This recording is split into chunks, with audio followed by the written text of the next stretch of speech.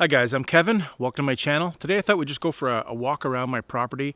It's early winter. It's easy to walk around. You don't need snowshoes yet. I thought I'd just show you what the land looks like. What I see as someone who's been trained as a forester and a landowner. Show you some of the wildlife signs we might have around here. And just talk about the forest in general. And before we get going, it is hunting season. So even though I'm on my own property for most of this time, I'm going to sport some orange just to be safe.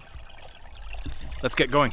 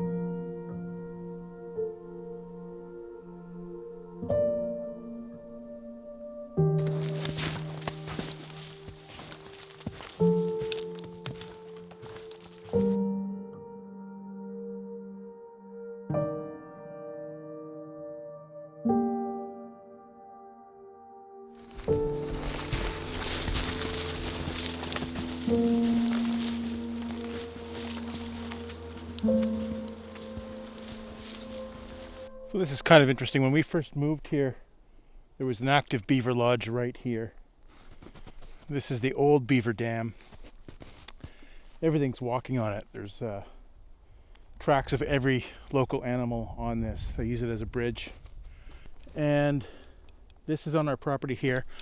On this side, behind me, you'll see a series of wetlands. And right there, you'll probably see a little island that used to be a beaver lodge.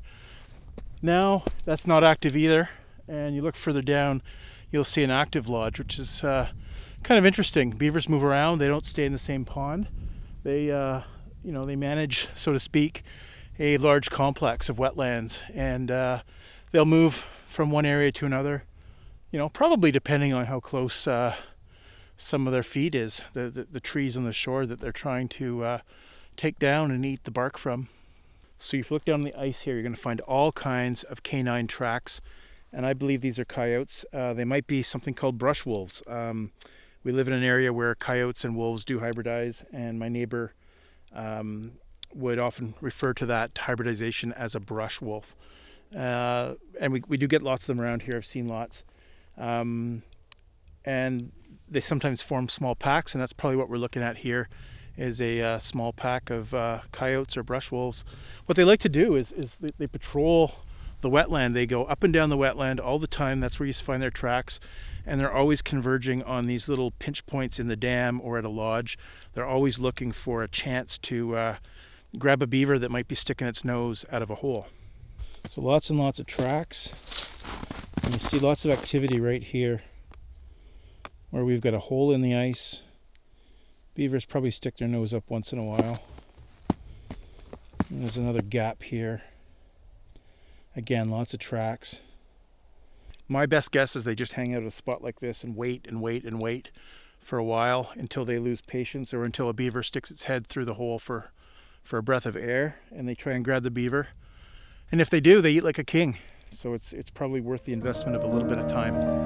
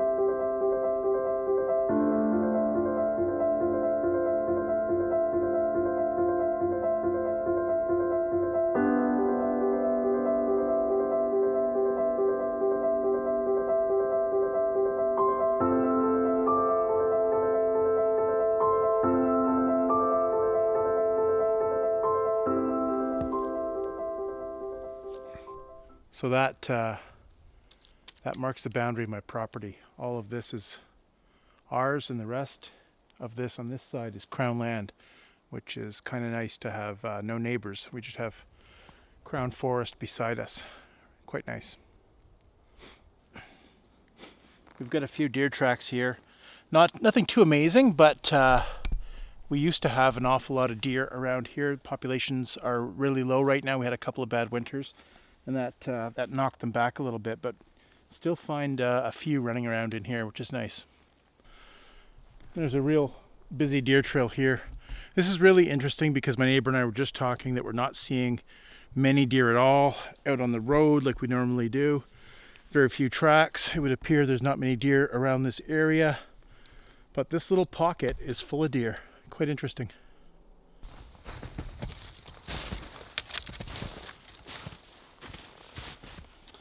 So this is where a deer was bedding down. This is kind of neat. This is kind of interesting because I just said, there's not a lot of deer around here, and then I come to a spot where they've been bedding down successive nights in this area. Seems to be a spot in the forest where they're all hanging out. If I was hunting, this is where I would be spending some of my time. So these are big canine tracks, and they look like wolves to me. We're about 30-40 kilometers outside of Thunder Bay. As you get further away from Thunder Bay, it's more pure boreal forest, more wilderness, so to speak, and you're going to find wolf packs. As you get closer to town and the rural agricultural area around Thunder Bay, that's better habitat for coyotes, and I live right in the mix of that. So it's not unusual to find both coyote tracks and larger wolf tracks in the same area. In fact, we get hybrids between coyotes and wolves as well.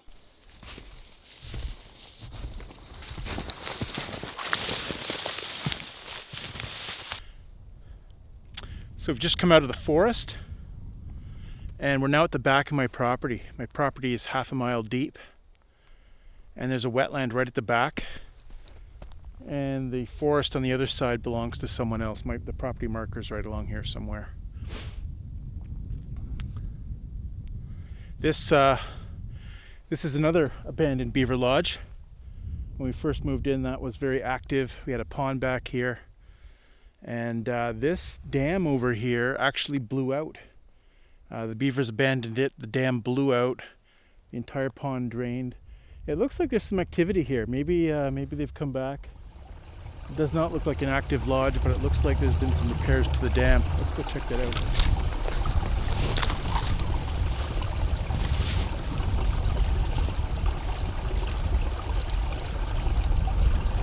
Yeah, so there's definitely been a lot of repair work here. This dam blew out completely, and the water level was right down. They've been back to fix it in the last year or so, but there's no active lodge. So maybe they'll move in. Maybe they'll come back here and use this pond again. And you can't really see it, but there's another dam down there and another series of wetlands, maybe another couple kilometers worth of wetlands.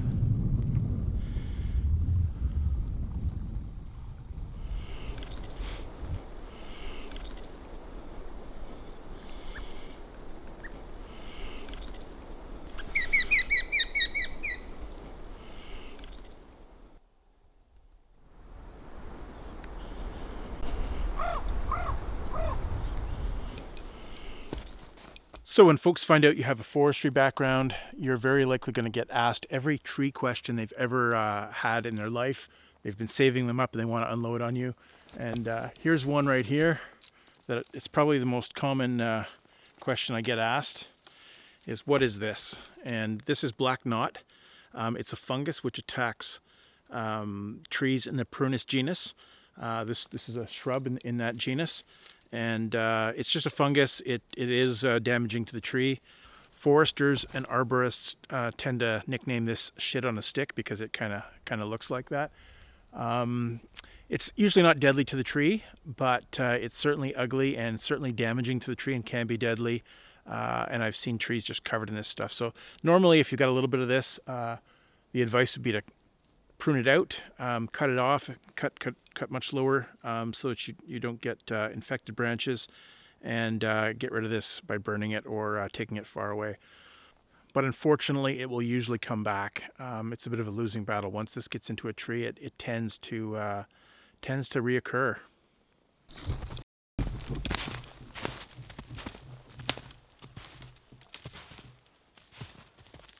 So I've been asked by a few of my viewers if I would get into doing more tree and shrub identification in my videos, and that does interest me. I might get into more of that. I've got a bit of a challenge though. I'm a bit rusty. I recognize things very well, but I don't remember all the different taxonomic cues that you would pick up if you took a course in dendrology and had to study it. So here's a good example of that. Here's a shrub that is very, very common. I know it very, very well. This is beaked hazel. But how do I tell you it's beaked hazel? How do I show that to you? Well, it's at a distance. I look at it, and it's got brown bark, and some of the bark has striations on it. So there's lines on the bark. That's not 100% diagnostic. You look at the buds. The buds are alternately arranged. There's a bud on one side. You go further up, there's a bud on the other side, and there's a terminal bud. And one of the things I recognize is that the terminal buds are always a little bit more swollen than the side buds. All the buds are pointed, and the buds have a little bit of fuzz on them, just a little tiny bit. I wouldn't say they're fuzzy buds. So beaked hazel. That's how I know my beaked hazel. So just to contrast against the beaked hazel, here's another shrub growing here right beside the beaked hazel. This is mountain maple. At a distance, I start guessing it's mountain maple because it's got this silvery gray bark, which, though, bark is rarely characteristic of the tree or shrub. You have to look a little bit deeper. If I go to the top, I'll pull down some twigs. Not a wonderful specimen, but it shows what I'm getting at here. So this really shows an opposite arrangement. The buds and branches are oppositely arranged. So here's a mini branch here and a mini branch here, and they are opposite to one another. So ash and maple do that. As you get closer to the tip, the bark here is reddish, and you're only going to find that in mountain maple and in dogwoods around here anyway. So if you look at the very tip of the branch, you're going to find the terminal bud, and it's not pointed. It's not sharply pointed like the beaked hazel was. It's certainly elongated. It's slim. It's tapered. I wouldn't say it's spear shaped at all. So you find that terminal bud very characteristic, and then there's two lateral buds that are oppositely arranged right below it, and they're reddish in color, and that's mountain maple. There it is. Whoa, a bit thick in here. There it is. This is my old deer stand. I used to sit up there and look for deer. Don't do much of that anymore. Haven't hunted in a while. I'm just too busy with kid stuff, coaching hockey and doing other stuff with kids. And I haven't had time to sit and wait for a deer to walk by in a long time. Maybe as the kids get older, I'll get back into that. It's certainly waiting for me if I ever want to get back here. And those of you who've been following my bear videos will recognize this spot. This is where I've been testing out scent-proof bags to see if they'll keep scent from bears. So we've had a couple bears visit this spot, or at least one bear a couple times. And I might try that again in the spring. We'll see. So we'll leave that right there. So we're almost back to the house. The house is right through the trees there. It's quite open here. This was a piece of ground you saw in the beginning of the video, just because the sun was coming in here and it was really nice. And this is the old beaver pond. I'm standing on the dam right now. The dam runs along here. The ground is quite high here, so the dam isn't very tall. But over there it's maybe 12 or 14 feet tall. That's the deep end of the pond. This was quite shallow, but this was all underwater. You may remember I did a video a few years ago where I stuck some pipes in the dam and brought the water down. The beavers, when they first moved in, it wasn't that huge of a deal, but they just made the pond bigger and bigger and bigger, and it was threatening our septic system. So we put some pipes in to kind of control the water level. That worked. We had a bit of harmony with the beavers for 3 or 4 years. But then they sort of just got wise to that. They started plugging up the pipes, and the water levels rose again. And it wouldn't be so bad, but my neighbors on the other side started complaining. I've got crown land on one side of my property and neighbors on the other, and they didn't like the flooding that was occurring. So they called a trapper. We had a trapper come visit us, and we removed 5 beavers from this area, and then I broke the dam some more, and the water went down. So we've got lots and lots of beavers on our property, as you've seen from the video, but we just don't want them right here. So yeah, if they didn't keep working and flooding my neighbors, we may still have them, but we don't. Just necessity. Oh, that's nice. The sun is peeking out through the clouds right now, putting some light on the forest. It looks really great in here right now. Great day to get out. Yeah, so we're close to the end of the walk here, guys. I just thought today that I would grab the camera and go for a walk, shed a little of my own stress. 2020 has not been a great year for myself or for anyone else, I think.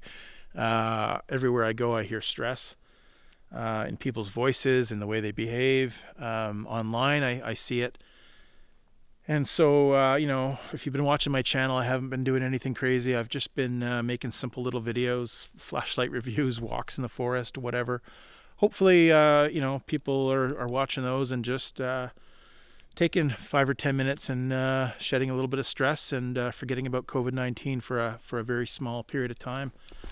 I know there's lots of stress in my house. I've got 2 teenagers, one in the first year of high school, one in the last. And you know what, if this is your last year of high school, this is a tough year. There's lots of expectations on how that year is going to go and things that are going to happen to you and that kind of thing. But if for them, it feels like they've lost a year. And I guess maybe we all have in a certain way. But you know what? I think we judge ourselves not by our best years, but by how we handle our worst years. So that's what this is. 2021 is coming up. It's right around the corner. The holidays are coming. So tomorrow we're going to go get a Christmas tree earlier than usual, but I think we could really use a little bit of festive decoration in the house and the smell of conifer. So guys, 2021 is right around the corner. Vaccines are on their way, and that's going to change an awful lot. It's not going to be like a light switch. We're not going to flick a switch and everything's fine. It's going to be a very gradual process as vaccines get rolled out. So next year is going to be a year of recovery. We're still going to be wearing masks probably right till almost Christmas of next year. But towards the middle of next year, an awful lot of people are going to be vaccinated, and the virus won't be spreading as much.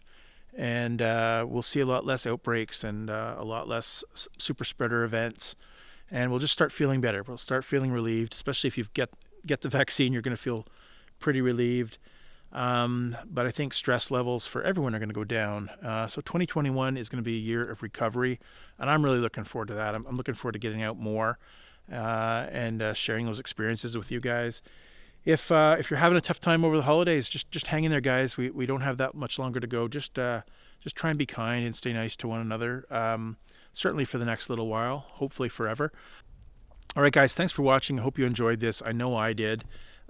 Take care of yourself. Stay safe. As always, have a great day, and I hope you get a chance to get outdoors.